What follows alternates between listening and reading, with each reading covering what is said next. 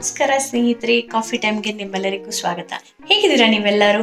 ನಾವು ಇವತ್ತು ನಮ್ಮ ವಿಂಟರ್ ಸೀರೀಸ್ ಅಲ್ಲಿ ಒಂದು ಒಳ್ಳೆ ಸ್ಪೆಷಲ್ ರೆಸಿಪಿನ ಮಾಡ್ತಾ ಇದ್ದೀವಿ. ಇದು ಆಕ್ಚುಲಿ ವಿಂಟರ್ಗೆ ಅಂತಾನೆ ಅಲ್ಲ, ಯಾವುದೇ ಟೈಮ್ ಆಫ್ ದ ಇಯರ್ ಅಲ್ಲೂ ಕುಡಿಬೋದು. ಈಗಂತೂ ಪ್ಯಾಂಡಮಿಕ್ ಇರೋದ್ರಿಂದ ಇದು ತುಂಬಾನೇ ಉಪಯೋಗಕ್ಕೆ ಬರುತ್ತೆ. ನಾನು ಇದನ್ನ ಹೇಗೆ ಮಾಡ್ತೀನಿ ಅಂತ ಹೇಳ್ಬಿಟ್ಟು ಇವತ್ತು ನಾನು ಈ ವಿಡಿಯೋದಲ್ಲಿ ಶೇರ್ ಮಾಡ್ತಾ ಇದ್ದೀನಿ.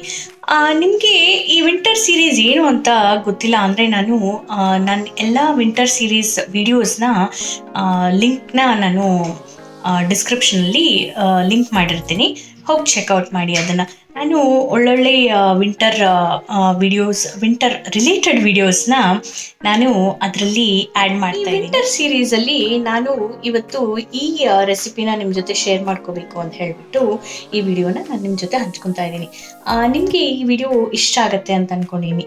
ಬೇಗ ಹೋಗಿ ಆ ವಿಡಿಯೋ ಏನು ಅಂತ ಹೇಳಿಬಿಟ್ಟು ಚೆಕ್ಔಟ್ ಮಾಡ್ಕೊಂಬರೋಣ. ಈ ಹೆಲ್ತಿ ಡ್ರಿಂಕ್ಗೆ ಅರಿಶಿಣದ ಕೊಂಬು ಬೇಕಾಗುತ್ತೆ. ನಮ್ಮ ಮನೇಲಿ ಫ್ರೆಶ್ ಕೊಂಬು ಇದ್ದಿದ್ದರಿಂದ ಅದನ್ನು ನಾನು ಹಾರ್ವೆಸ್ಟ್ ಮಾಡಿಬಿಟ್ಟು ನಾನು ಅದನ್ನು ಯೂಸ್ ಮಾಡ್ತಾಯಿದ್ದೀನಿ. ನಿಮ್ಮ ಹತ್ರ ಅರಿಶಿಣದ ಕೊಂಬಿಲ್ಲ ಅಂದರೆ ನೀವು ಅರಿಶಿಣದ ಪುಡಿ ಸಹ ಯೂಸ್ ಮಾಡ್ಬೋದು.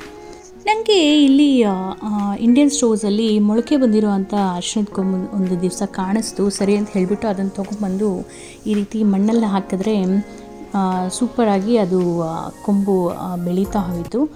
ಸೊ ಇಲ್ಲಿ ಕಾಣಿಸ್ತಾ ಇದೆಯಲ್ಲ, ಈ ರೀತಿ ಇದೆ ನಾನು ಹಾರ್ವೆಸ್ಟ್ ಮಾಡಿದಂಥ ಅರಿಶಿಣದ ಕೊಂಬು. ಅದ್ರ ಜೊತೆಗೆ ಸ್ವಲ್ಪ ಶುಂಠಿ ತೊಗೊಂಡಿದ್ದೀನಿ, ಮತ್ತು ಫ್ರೆಶ್ ತುಳಸಿ ಎಲೆ ತೊಗೊಂಡಿದ್ದೀನಿ, ಸ್ವಲ್ಪ ಕಾಳುಮೆಣಸು ಮತ್ತು ಸ್ವಲ್ಪ ಜೀರಿಗೆ, ಮತ್ತು ಇಲ್ಲಿ ಸ್ವಲ್ಪ ಪುದೀನ ತೊಗೊಂಡಿದ್ದೀನಿ. ನನ್ನ ಹತ್ರ ಫ್ರೆಶ್ ಇರಲಿಲ್ಲ ಪುದೀನ, ಹಾಗಾಗಿ ಒಣಗಿಸಿರೋ ಅಂಥದ್ದೇ ತೊಗೊಂಡಿದ್ದೀನಿ.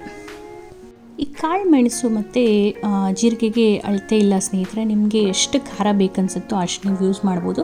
ನಾನಿಲ್ಲಿ ಒಂದು ಅರ್ಧ ಚಮಚದಿಂದ ಒಂದು ಚಮಚದಷ್ಟು ಬರೋಷ್ಟು ತೊಗೊಂಡು ಅದನ್ನು ಸ್ವಲ್ಪ ಅಂದರೆ ರಫಾಗಿ ಪುಡಿ ಮಾಡ್ಕೊಂಡಿದ್ದೀನಿ.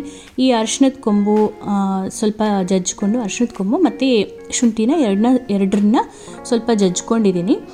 ಮತ್ತು ತುಳಸಿ ಎಲೆನ ಹಾಗೆ ಕೈಯಲ್ಲೇ ಹರಿದು ಹಾಕಿಬಿಟ್ಟು ಅದನ್ನು ಚೆನ್ನಾಗಿ ಬಾಯ್ಲ್ ಮಾಡಿದ್ದೀನಿ. ಚೆನ್ನಾಗಿ ಬಾಯ್ಲ್ ಮಾಡಿದ್ಮೇಲೆ ಕಲರೆಲ್ಲ ಬಿಟ್ಕೊಳ್ಳೋದಲ್ಲ, ಅದಾದಮೇಲೆ ಈ ರೀತಿ ಶೋಧಿಸ್ಕೊಳ್ತಾ ಇದ್ದೀನಿ. ಶೋಧಿಸ್ಕೊಂಡು ಸ್ವಲ್ಪ ಒಂದು 2 ಡ್ರಾಪಷ್ಟು ನಿಂಬೆಹಣ್ಣಿನ ರಸ ಮತ್ತು ಒಂದು 2 ಡ್ರಾಪಷ್ಟು ಜೇನುತುಪ್ಪನ ಬಳಸ್ತಾ ಇದ್ದೀನಿ. ಇದನ್ನು ಒಂದು ಸ್ಪೂನಿಂದ ಮಿಕ್ಸ್ ಮಾಡಿಬಿಟ್ಟು ಸರ್ವ್ ಮಾಡಿದ್ರೆ ಆಯಿತು.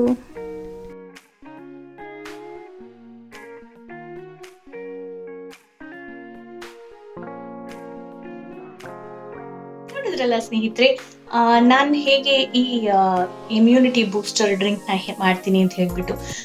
ನೀವೆಲ್ಲರೂ ಹೇಗೆ ಮಾಡ್ತೀರಾ ಅಂತ ಹೇಳ್ಬಿಟ್ಟು ಕಮೆಂಟ್ ಸೆಕ್ಷನಲ್ಲಿ ತಿಳಿಸೋದನ್ನು ಮರಿಬೇಡಿ. ಮತ್ತೆ ಇನ್ನೊಂದು ನಾನು ಮತ್ತೆ ಪ್ರತಿ ವಿಡಿಯೋದಲ್ಲಿ ಹೇಳುವಂಥದ್ದೇ, ನಿಮಗೆ ನನ್ನ ವಿಡಿಯೋ ಇಷ್ಟ ಆದರೆ ಲೈಕ್ ಮಾಡಿ ಮತ್ತು ಶೇರ್ ಮಾಡಿ. ಹಾಗೆ ಹೇಗೆ ಅನಿಸ್ತು ಅಂತ ಹೇಳಿಬಿಟ್ಟು ಕಮೆಂಟ್ ಸೆಕ್ಷನಲ್ಲಿ ತಿಳಿಸೋದನ್ನು ಮರಿಬೇಡಿ. ಮತ್ತು ನಿಮ್ಗೆ ಯಾವುದಾದ್ರೂ ವಿಡಿಯೋ ನಾನು ಮಾಡಬೇಕು ಅಂತ ಇಂಟ್ರೆಸ್ಟ್ ಇದ್ದರೆ ಆ ವಿಡಿಯೋ ಏನು ಅಂತ ಹೇಳಿಬಿಟ್ಟು ಸಹ ಕಮೆಂಟ್ ಮಾಡಿ. ಜನ ನನ್ನ ವಿಡಿಯೋಗೆ, ನನ್ನ ಚಾನಲ್ಗೆ ಸಬ್ಸ್ಕ್ರೈಬ್ ಮಾಡ್ಕೊಳ್ದೇನೆ ನೋಡ್ತಾ ಇದ್ದೀರಾ. ನೀವು ಸಬ್ಸ್ಕ್ರೈಬ್ ಮಾಡ್ಕೊಳ್ಳಿ ಸ್ನೇಹಿತರೆ.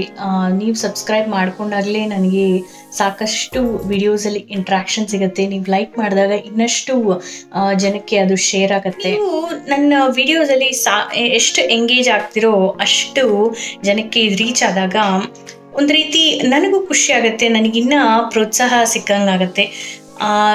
ಎಷ್ಟೊಂದು ವಿಡಿಯೋಸ್ಗೆ ಒಳ್ಳೊಳ್ಳೆ ವ್ಯೂಸ್ ಇರುತ್ತೆ, ಆದರೆ ಯಾರು ಕಮೆಂಟ್ ಮಾಡಿರಲ್ಲ, ಲೈಕ್ಸ್ ಇರಲ್ಲ. ಸೊ ಹಾಗಾಗಿ ಎಂಗೇಜ್ಮೆಂಟ್ ಕಮ್ಮಿ ಆಗ್ತಿದ್ದಂತೆ ವಿಡಿಯೋ ರೀಚ್ ಸಹ ಕಮ್ಮಿ ಆಗುತ್ತೆ. ಸರಿ, ಮತ್ತೆ ನಾನು ಮುಂದಿನ ಸಂಚಿಕೆಯಲ್ಲಿ ನಿಮ್ಮನ್ನೆಲ್ಲ ಮತ್ತೆ ಭೇಟಿ ಆಗ್ತೀನಿ.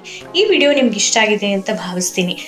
ಮುಂದಿನ ಸಂಚಿಕೆಯಲ್ಲಿ ಇನ್ನೂ ಒಂದು ಒಳ್ಳೆ ವಿಂಟರ್ ಸೀರೀಸ್ಗೆ ಒಳ್ಳೆ ಟಾಪಿಕ್ ಜೊತೆ ನಾನು ನಿಮ್ಮ ಜೊತೆ ಭೇಟಿ ಆಗ್ತೀನಿ. ಅಲ್ಲಿವರೆಗೂ ಖುಷಿಯಾಗಿರಿ, ಖುಷಿನ ಹಂಚ್ತಾರಿ. ಬಾಯ್.